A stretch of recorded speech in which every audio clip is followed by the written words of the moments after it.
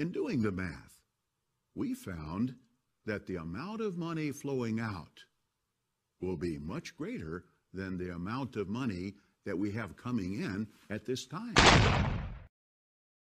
An important announcement was recently made to Bethel families worldwide regarding a reduction and simplification of our work at Bethel and also in the field. Some scholars feel that the original pronunciation was closer to Yahweh rather than Jehovah. Let's establish why we use the pronunciation Jehovah in English. Is it because it's the closest pronunciation to the original? No. We use the name Jehovah because it's widely recognized in English. Do you see yourselves as Jehovah God's spokespeople on earth? That, I think, would seem to be quite presumptuous to say that we are the only spokesperson that God is using. The scriptures clearly show that someone can act in harmony with God's Spirit and giving comfort and help. Obedience, we expect you to accept everything, obey the decision. Circuit overseer's visit, information from the faithful slave, things and go by the guidelines. See, when these are obeyed, then indeed you're going to be made firm in the faith. Jehovah blesses obedience. And the exact quote is, "Whoever holds back his rod hates his son." What does that mean? So in the application of this, the term rod is used as a symbol or a metaphor. So it's not about inflicting corporal punishment then? It absolutely is not about inflicting corporal punishment. It would have been when first written, wouldn't it? Is open to question. Well, what you're telling me, as I understand it, is that your religion, your church, is prepared to interpret the Bible having regard to contemporary social attitudes and standards. Is that right? Obviously, Your Honour, we need to take that into consideration, and we look at other scriptures. Does your church accept corporal punishment of children? Our church accepts the family arrangement. That doesn't answer my question. Do you accept corporal punishment? In our literature, I think you'll see time and time again we've endeavoured to explain that here. I regret to tell you, you're still not answering my question. Do you accept corporal punishment? No. You don't? Not personally, no. And not as an organisation. We don't encourage it.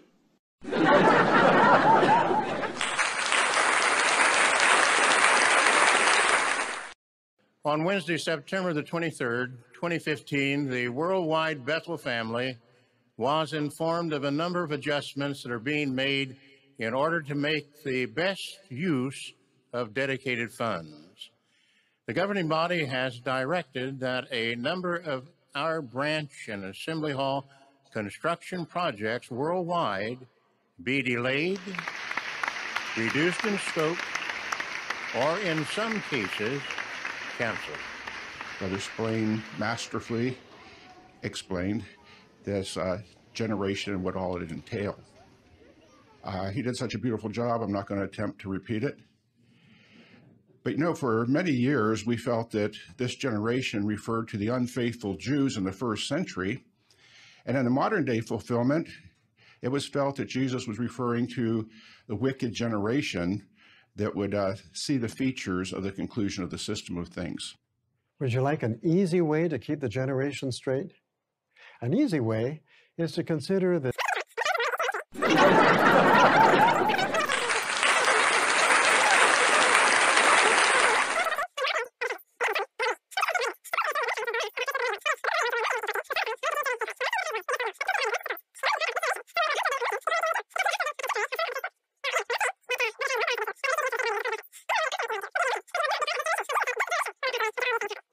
very clear explanation. But biblically speaking, the role of judges in the congregation, it lays with men. That's what the Bible says, and that's what we endeavour to follow. Can you give me the reference for that? Yes. That is judges being only men. Not elders, but judges being only men. Okay, I would have to check it. I think Deuteronomy is one of them.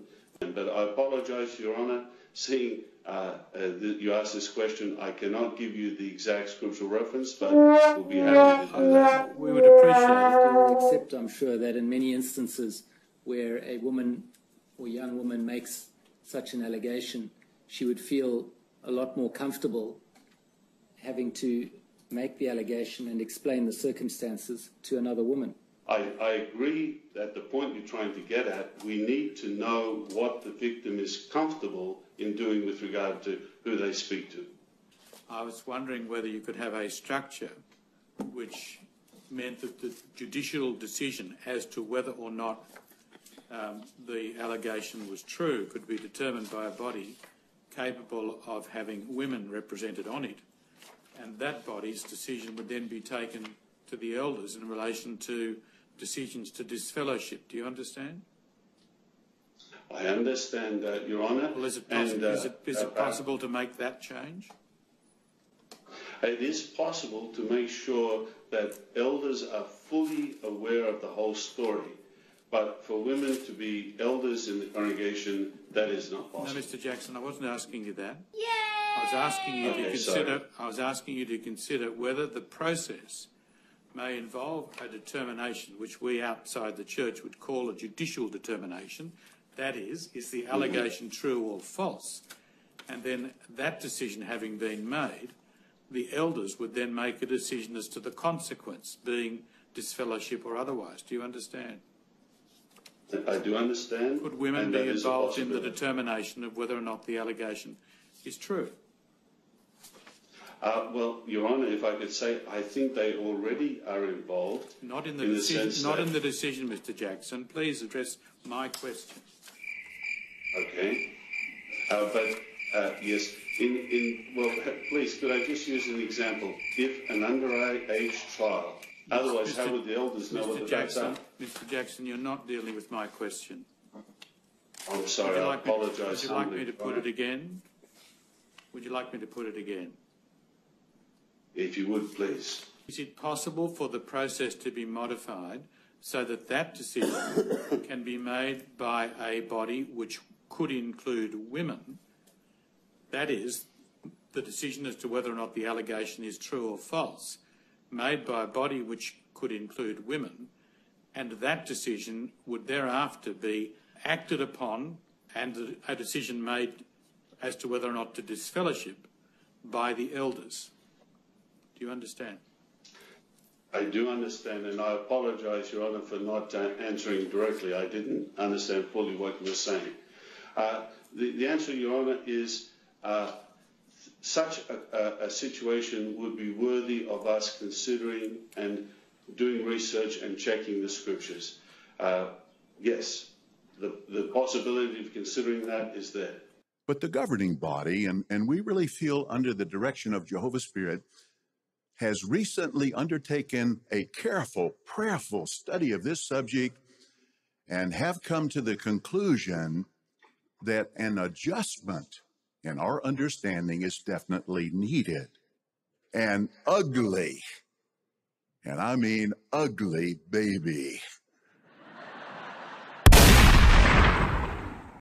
So many of you are so responsive to any suggestions or appeals made to you by the faithful and discreet slave. There's a practice of not reporting child sexual abuse allegations to the authorities unless required by law to do so. Do you accept that? I'm not familiar with the statistics or the general practice. Another aspect that an elder needs to consider is he does not have the authority to lord it over or take over control of a family arrangement. Talk about a unique perspective. Let's take the situation in a family where one of the children, let's say the eldest, reports having been abused by her father. You would accept that the potential is that the other children in the family remain at risk. That is correct. And by not reporting to the authorities, is the case not that the confidentiality of the one who reported is regarded as being more important than to protect those who are still at risk? No, Mr. Stewart, if I could just, what I'm trying to highlight is there are several factors that make it hard for a minister of religion to make a clear-cut or quick decision on this matter. The governing body deeply touched many young ones, little baby, completely dependent on his parents. In addition, all branches have been asked to reduce the size of their Bethel family. Now, turning to another aspect that we've dealt with, which is the question of the two-witness rule, you'll be aware that if there's no confession, then two witnesses to serious wrongdoing are required in order that there is sufficient evidence to establish a judicial committee. Do you understand that? I do understand that. The reality is, if there's only one witness in the case of child sexual abuse, then it cannot be taken further by the elders, and as it's put in the literature, it's left in the hands of Jehovah. The number of temporary special pioneers will be reduced significantly. Many people today find the idea of being controlled by anyone to be distasteful. I think you'd agree many in the world have this attitude: nobody tells me what to do. They all say they're thinking for themselves. And I don't know if you know the news, but my wife has a lot of Irish content. And she's a bit upset when I broke it to her that in Ireland, first country, to have a popular vote approving same-sex marriage. So her Irish was coming up out of her there a bit. I won't go beyond that, as I had to go home later. So the fact is, they all come up with how independent they are and they think for themselves. And this was addressed yesterday in one of the symposiums, but we're going to repeat the point here, and you'll notice that this has been done in this program. Repetition's the mother of retention. So, and make no mistake, he had powerful expressions. This was not, well, take these things away from here. This really bothers me. No, he's all man. No one has touched me in years. First human touch in many years. And then the doctor got it.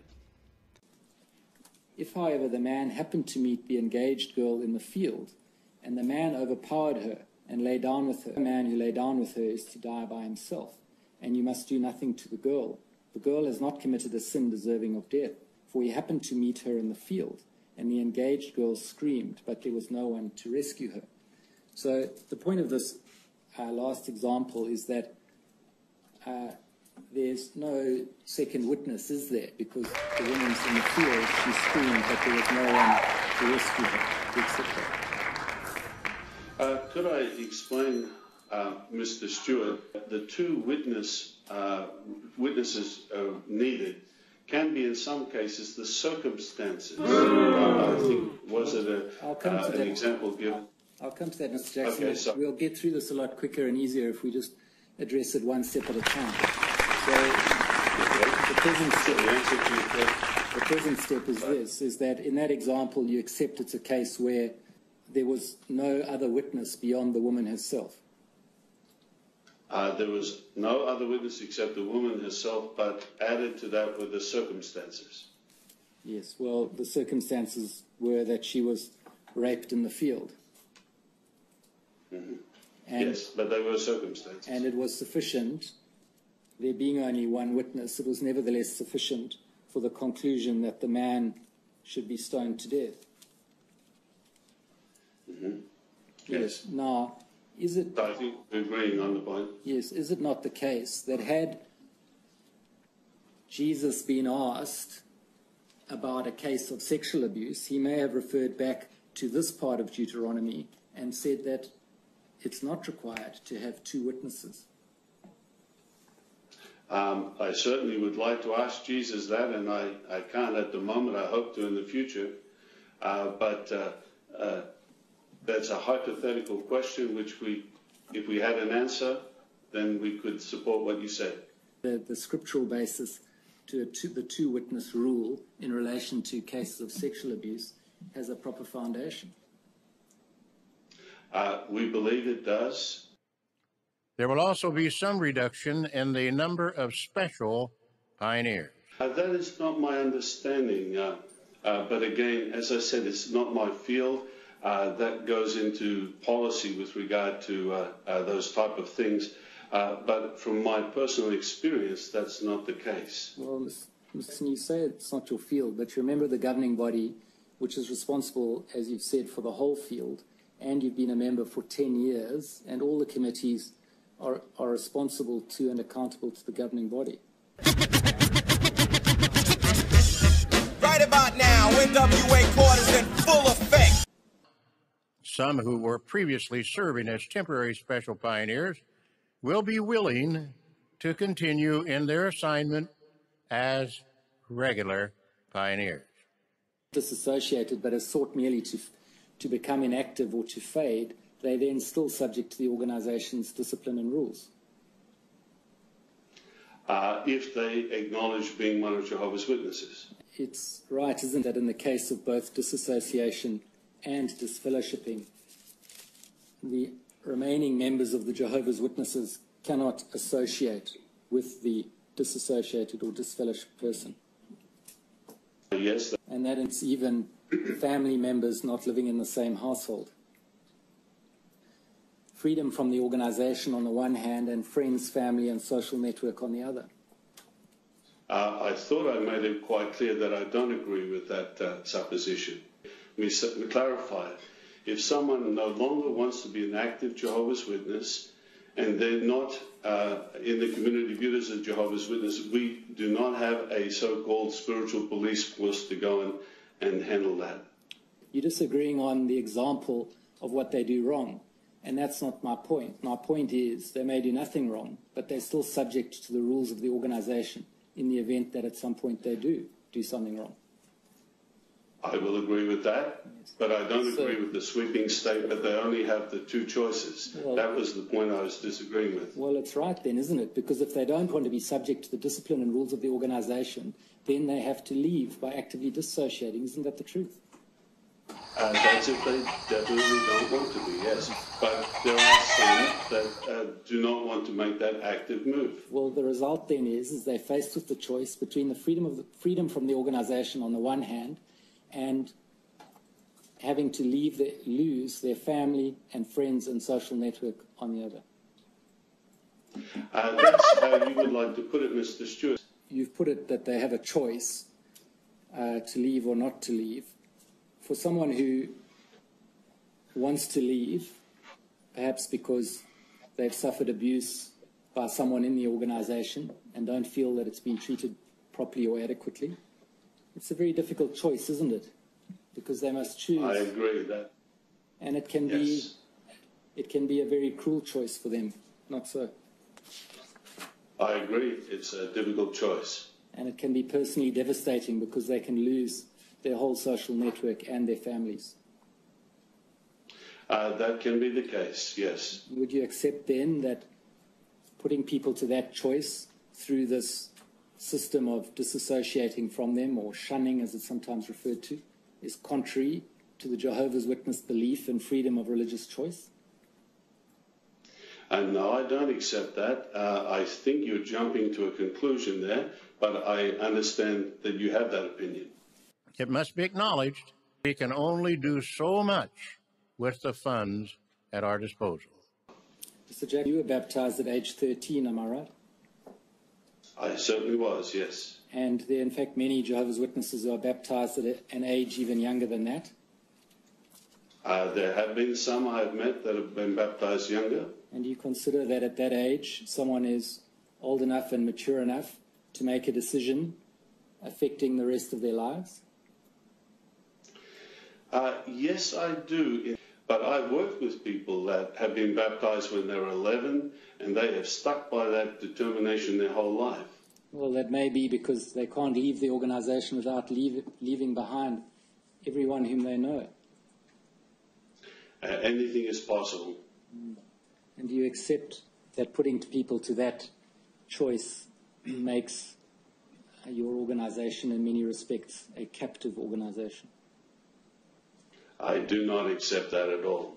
Beginning in January, our public magazines will be published bi-monthly. That many of our brothers have found it difficult to keep up. This adjustment will not only allow us to use available funds effectively, it will help our brothers to keep up with. Is there a scriptural basis to this policy of shunning? Yes, 1 Corinthians is the scripture, and no doubt you've seen it already. But sorry, Mr. Jackson, I'm really just asking, is there a scriptural basis, and you've identified what it is? Because my next question is can it change? In other words, is there a basis upon which you foresee that your organization might be able to change that policy? No.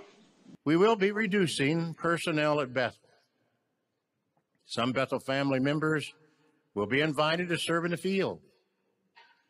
In addition to their regular work, Bethel family members will be caring for many of the services that were previously provided by fellow Bethelites. But do you accept that the Jehovah's Witness organization has a problem with child abuse amongst its members? I accept that child abuse is a problem right throughout the community, and it's something that we've had to deal with as well. Do you accept that the manner in which your organization has dealt with allegations of child sexual abuse has also presented problems?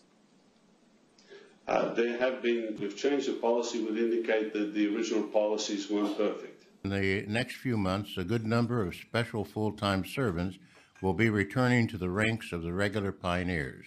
That the work of this Royal Commission is beneficial, do you accept then that the Royal Commission's efforts are genuine and well-intentioned? I certainly do.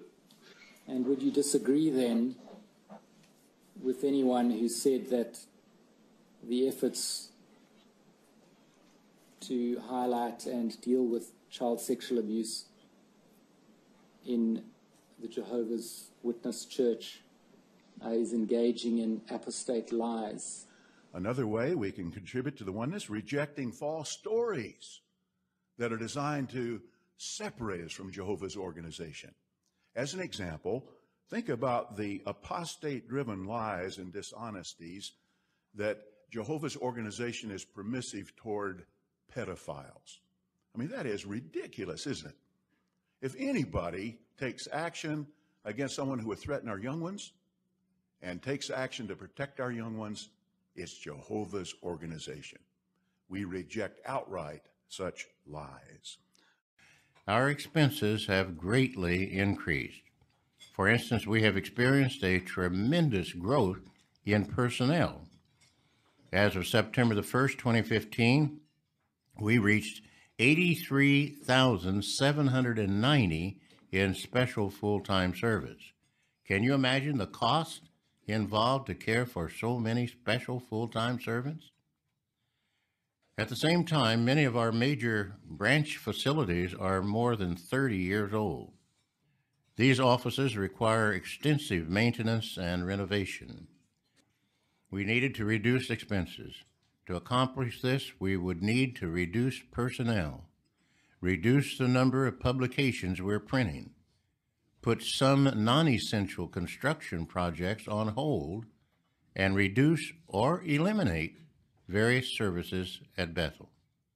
Mr. Jackson, has the governing body considered apologizing to survivors of child sexual abuse at the hands of elders within the organization? I haven't been in any discussions with regard to that. Is that something that you foresee might happen? In other words, that an apology at least be considered? The governing body has apologised on other matters, so for me to say I can't speak collectively for everybody, but we have apologised on things in the past in other areas, so it is perceivable.